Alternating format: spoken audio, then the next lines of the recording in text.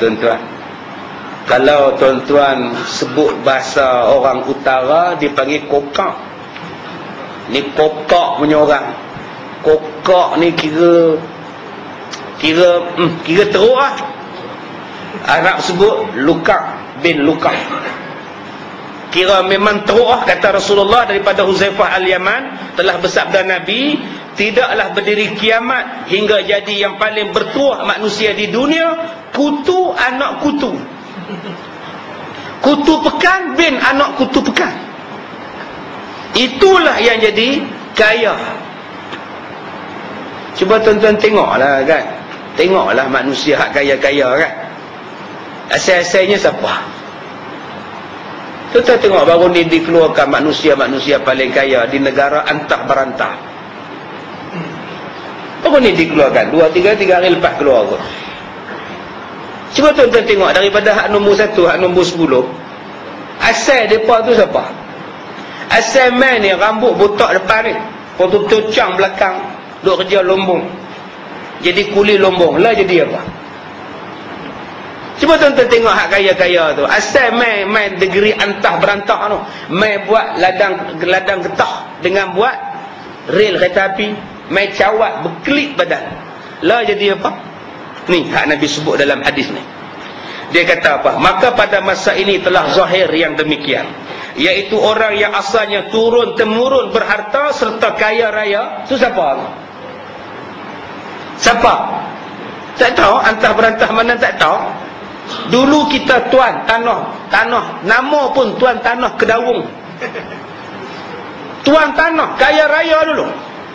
Dan kaya raya, berbangsa, anak baik-baik. Tiba-tiba sekarang jadi papa dan miskin.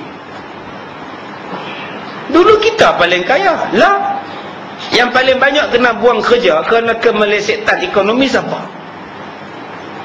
Yang duk kerja jadi hamba mereka siapa? Nabi sebut dah.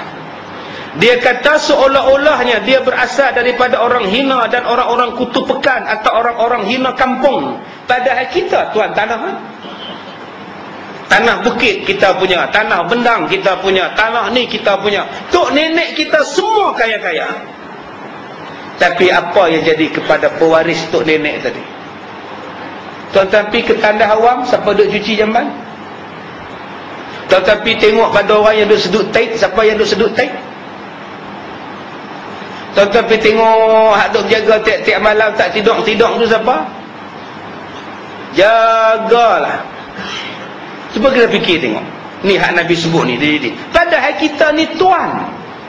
Asal kita tuan. Tanah ni kita punya. Sekarang kita jadi hamba mereka. Dulu mereka main, mereka hamba kita. Lah kita hamba mereka.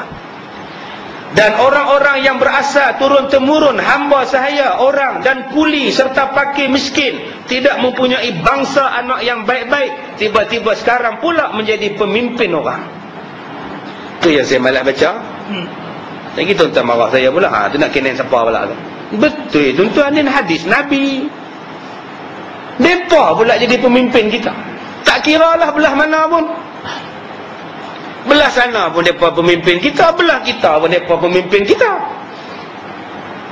Ini saya kata sebuah salah nak cakap. Saya bercakap ni mimman da'a ilallah. Saya bercakap ni atas dasar Allah, atas dasar hukum. Tapi orang kita salah faham. Tengok dia nak kena, dia nak kata kita lah. Bukan nak kata kat kita.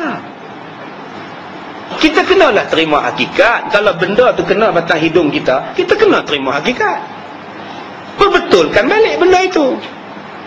Mereka ni bila kafir, tak tahu agama apa, tak tahu apa, bila mereka buat benda tak elok, kesannya pada kita balik yang nak pada Islam. Mereka peduli apa dengan berzina, peduli apa dengan minum arak, mereka kafir. Tapi dengan sebab kita baik dengan mereka, kesannya pada kita. Kita nak Islam, kita nak perjuangkan keadilan, kita nak perjuangkan kebaikan, keadilan Islam. Tapi dengan sebab dengan mereka ni yang tak ada kenal agama ni, mereka buat benda tak elok, tepiah pada kita. Orang yang dah benci pada kita, tibai kita pula. Kita nak jawab pun payah. Yang ni yang berhati-hati. Dulu lagi saya dah sebut, berhati-hati di jalan raya. Tapi orang marah saya. Ustaz ni belah mana? Saya kata saya belah Islam. Tapi ustaz cakap macam tak sokong kami. Saya cakap kalau tak kena tu namanya nasihat. berhati-hati. Ni dialah jadi sekarang ni. Benda ni kan jadi isu berpanjangan. Mereka tu asal siapa? Sekarang dah jadi pemimpin orang. Dan jadi ketua dan penganjur pula. Asalnya datang selai sepinggang, naik tongkang. Dan menjadi kaya raya dan mulia bermegah ke sana kemari di dalam bersedak-sedak nikmat dunia. Saya nak baca ni pun saya takut. Dan setengahnya asal kafir Cina sengkek atau Hindu paria yang makan bewak. Saya nak baca pun saya takut, tapi kena baca juga lah. Asalnya dia kata kafir Cina sengkek, Hindu paria yang makan bewak, ialah pula yang sekarang ni tinggi nama dan buat menyambung dalam dunia dan bermegah-megah bersedak dalam nikmat senang dan kaya dunia dalam tangan mereka. Itulah tanda-tanda kiamat.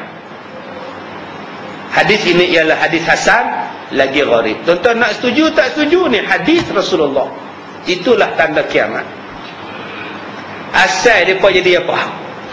Lah mereka tuan kita, mewah jalan ke sana kemari, bangga. Nak cakap apa pun boleh dah. Nak kata apa pun tak apa dah. Mereka dah jadi ketua kita. Kita pula kena taat dengan mereka. Susah heran. Kata Rasulullah, itu tanda kiamat. Kalau tuan-tuan tak setuju apa saya cakap ni, jangan marah saya. Tapi marah Rasulullah. Ni hadis Rasulullah. Saya tak tokok, saya tak tambah pun. Saya baca dia tulis. Boleh? Macam tak setuju je. Baik, habis tanda-tanda kiamat. Kita akan baca pula tanda kiamat pada bulan akan datang, insya-Allah. Tanda-tanda mustahak turun bala. Hapus rupa asal dan mustahak ditelan bumi atas umat Muhammad sallallahu alaihi wasallam. Saya ada sahabat yang duduk di Israel. Taja di Israel. Dia datang jumpa saya. Dia kata, Ustaz, saya belajar tentang beberapa perkara di negara Israel. Dan dia ni bukan orang Malaysia. Dia bukan orang Malaysia. Dia orang luar pada Malaysia. Dia mai jumpa saya. Dia kata, Ustaz, kalau Ustaz pergi tengok perempuan-perempuan Yahudi yang tua-tua bangka ni, bila muda-muda ni lawa, Ustaz. Tapi bila mai tua-tua ni, Ustaz, misai pun ada. Perempuan tua-tua ni, muka ni berbulu ni, tumbuh bulu ni. Saya nak tanya pada Ustaz, yang ni ke yang Allah sebut dalam Quran, yang rupa mereka tu ditukar menjadi beruk, ataupun yang Allah sebut dalam Quran, kunu qiradatan khasiin, jadi kera-kera yang hina? Betul Ustaz, muda-muda ni lawa, segak-segak, mai tua ni musai tumbuh perempuan-perempuan dia ni. Hak jantan tu memang ada misal. Ni hak cerita ni perempuan tua. Saya kata wallahu a'lam. Jadi insya-Allah saya akan cerita pengalaman saya dengan Yahudi, dengan cerita dia duduk di Israel ni besok pagi. Ya, apa yang dia belajar di Israel selama beberapa bulan, dia bawa mai cerita pada saya. Dia minta saya sebarkan dalam kuliah tentang Yahudi ni, tentang Israel ni, apa yang dia buat, cara pendidikan mereka. Yang tu saya akan sentuh ijtimah pagi besok insya-Allah. Maaf jika terkasar bahasa. Assalamualaikum warahmatullahi wabarakatuh.